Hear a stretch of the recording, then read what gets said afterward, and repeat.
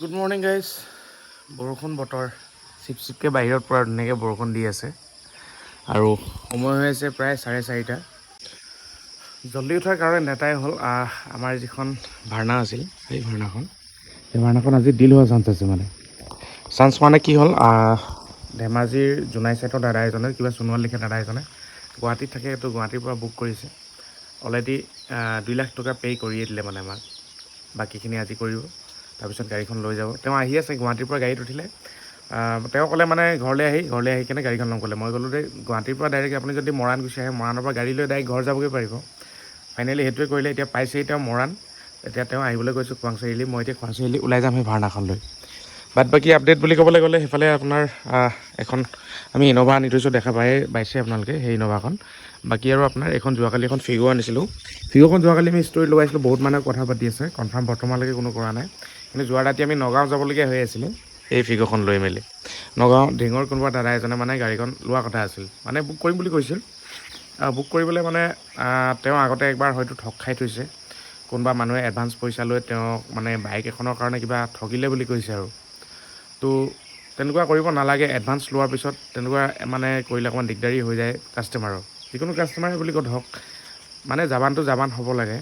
কেলৈ কৈ আছোঁ, তেওঁ হয়তো একবাৰ ঠগ খোৱাৰ কাৰণে এবাৰ সাপে খুটিলে বোলে কেঁচলৈকে ভয় বুলি কয় যে। এতিয়া ধৰক তেওঁ ভয় কৰিলে অলপ এডভান্সটো বেছিকৈ দিবলৈ। ফাৰ্ষ্ট টাইম দিছিলে 500 টকা, তাৰপিছত আপোনাৰ কৈছে 1000 টকা দিম বোলে। এনেকৈ বোলে মই আগতে এবাৰ ঠগ খাই থৈছোঁ, 1000 টকা দিম যদি আহিব পাৰে, নহ'লে উপায় নাই বুলি ক'লে। আমি 1000 টকাতটো আমিও যাবলৈ অকণমান দিগদাৰী পাওঁ, আৰু মই কৈছোঁ যে 10,000 টকা এটা দিয়ক। তো মানে তেওঁ নিদিলে আৰু, তো সেইটো কাৰণে আমি যোৱাকালি যোৱা নহ'ল। এনেই ফিগ'খন তেওঁৱে ল'ম বুলি কৈছিলে, কিন্তু ফিগ'খন বহুত বঢ়িয়া টিপটপ কণ্ডিশ্যনত আছে। হয়তো আজি কোনোবা কাষ্টমাৰ আহি নিবও পাৰে। ইন'ভা খাৰা হৈয়ে আছে। এইফালে 800খন কালি পৰহি মানে নিব চাগে, নহ'লে আজিও নিব পাৰে। বাকী ইন'ভাখনৰ কথা গম পাইছে, যেতিয়া মানে যাৰ দিন আহে আৰু। এতিয়া এইখন বুক কৰি থৈছে যদিও কাষ্টমাৰজনে অকণমান পইচাৰ অসুবিধাৰ কাৰণে নিব পৰা নাই বুলি ক'লে। আৰু মই এটা কথাই বিশ্বাস কৰোঁ, যিমান গাড়ী থাকিলেও নাথাকিলেও ধৰক, যেতিয়া যাৰ দিন আহে তেতিয়া যায় বুলি কয় যে, কথাটো তেনেকুৱা। এতিয়া এইখন অহা ধৰক আপোনাৰ 2 সপ্তাহমানেই হ'ল অলৰেডি। 2 সপ্তাহতকৈ অলপ বেছিও হ'ল চাগে, 2 সপ্তাহমান হ'ল, মই ডেটটো চোৱা নাই বাৰু। তো 2 সপ্তাহ পিছত ধৰক ফাইনেল আজি মানে ডিল হোৱা চান্সটো আছে। তো তেনেকুৱা ধৰণে যাৰ যেতিয়া দিন আহে তেতিয়াই যাব। বাকী কথা পাতি আছোঁ।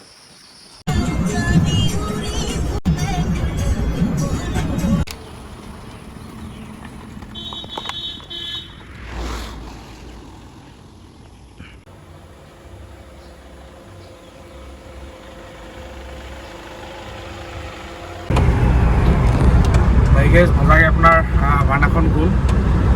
তাৰপিছত আপোনাৰ এতিয়া গৈ আছোঁ আমি সোণাৰী মানে যোৱাকালি আমি গৈছিলোঁ ফ'ৰ্ড ফিগ'খন আনিবলৈ। পূৰা সোণাৰী নহয়, কাকতিবাৰী বুলি কয়। তাত এখন ইয়নো আছে, ভাইটি এটা খবৰ দিছে। ইয়নখনো চাই মেলি আহোঁ, যদি আনিব পৰা কণ্ডিশ্যনত হয়। তো অলপ চলপ কাম আছে বুলি কৈছে, মানে ছাছপেনশ্যন বুজিং এনেকুৱা টাইপৰ কিবা কিবি কাম আছে বুলি কৈছে। অলপ গাড়ীখন চাই লওঁ ফাৰ্ষ্ট টাইম। যদি বোলে আনিব পৰা কণ্ডিশ্যনত আছে গাড়ীখন, তেতিয়া আমি চাম আৰু পচন্দ লাগিলে আনিম বুলি এতিয়া ওলাই মেলি আহিছোঁ। বাকী আমাৰ ইন'ভা লৈ আহি গ'ল আমাৰ ল'ৰা ভাই। মই ক'লোঁ গাড়ী লৈ আহি ক'লে ইন'ভা চলাই নাই বা ইন'ভাই লাগে, চবৰে ইন'ভাই চলাবলৈ লাগে বাপৰে। কালি ভইচৰ কাৰণে লৈ যাব লগা হ'ল সোণাৰী, আজি লোহাৰ কাৰণে আকৌ সোণাৰীলৈ মানে বেছি দূৰ নহয় আৰু য'ত আমি গৈ আছোঁ। আকৌ এতিয়া আজি ইন'ভাই লৈ মেলি আহি গ'লোঁ। বাকী বৰষুণৰ বতৰ, পূৰা বৰষুণ দি আছে। ব'লকচোন দেখা যাওক। বাকী আৰু ইয়নখনো চাওঁ, যদি পচন্দ লাগে সেইখনো লৈ মেলি আহিম।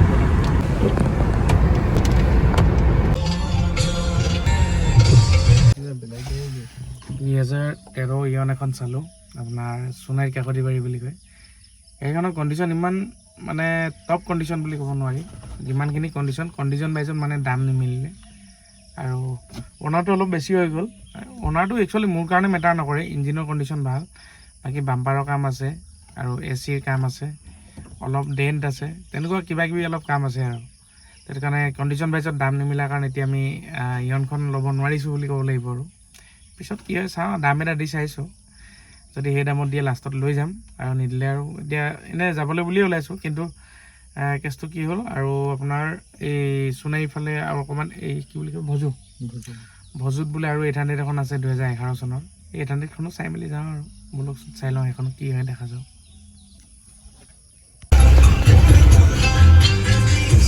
গৈ আছোঁ সেই আপোনাৰ টিয়াগোখনৰ লগতে গৈ আছোঁ। 800খন চাই মেলি আহোঁ ব'লক। বৰ বেয়া লাজ পাইছোঁ দেই মই।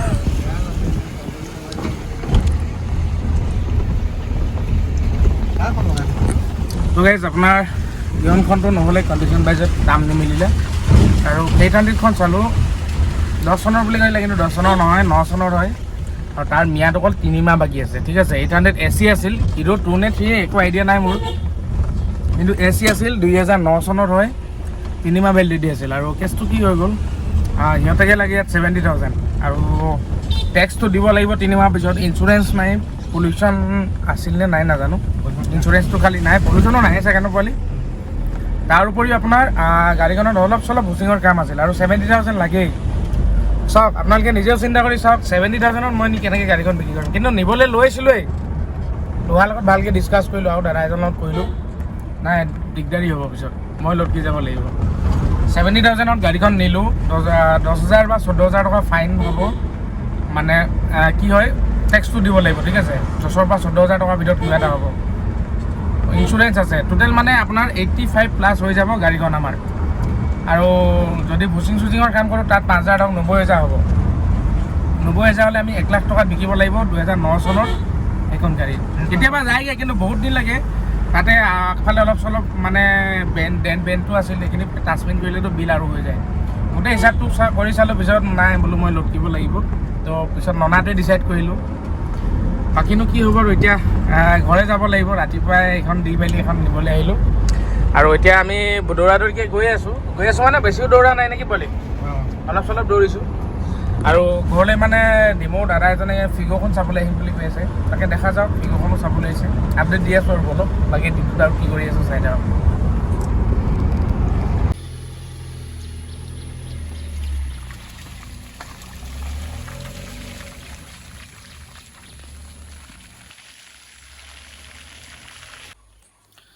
গাইজ 3টা বাজিলে ঘৰতে আছোঁ আৰু ইফালে আমি সোণাৰীত 2খন গাড়ী চালোঁ, 2খন গাড়ী কেঞ্চেল হ'ল, মানে কণ্ডিশ্যনৰ ওপৰত ডিপেণ্ড কৰি দাম নিমিলিলে।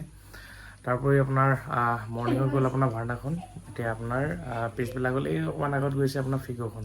2খনেই গ'ল, 2খন মানে চাবলৈ গ'লোঁ, 2খন আনিব নোৱাৰিলোঁ, কিন্তু 2খন ঘৰৰ পৰা ওলাই গ'ল। বাকী এতিয়া ফেমিলি টাইম আৰু কাম কৰিলোঁ যিমান কৰিব লাগে নেকি দিনটোত। এতিয়া পালকি ক'ত যোৱা? খোৱাং। ক'ত যোৱা? খোৱাং যোৱা। আৰু পৰিও ওলাইছে, পৰিয়ে একদম মেইন আৰু আজি কেলৈ যোৱা? লাজ কৰিছে ছাৰ।